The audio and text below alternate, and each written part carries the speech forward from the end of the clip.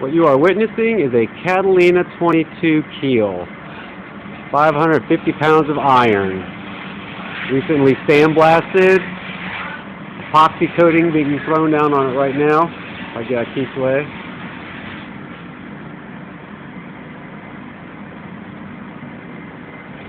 This is what it looks like when it's all cleaned up. Don't forget the 2 cans of cold galvanizing. Oh yeah, cold. 2 cans of galvanizing paint.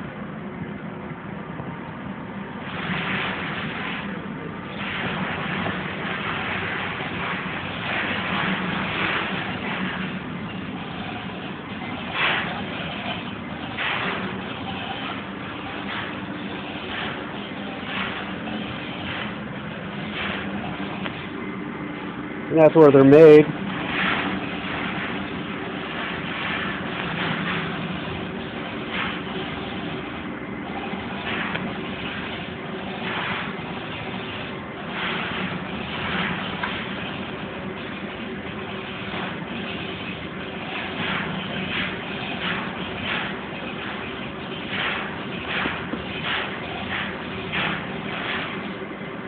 Alright, first coat's done.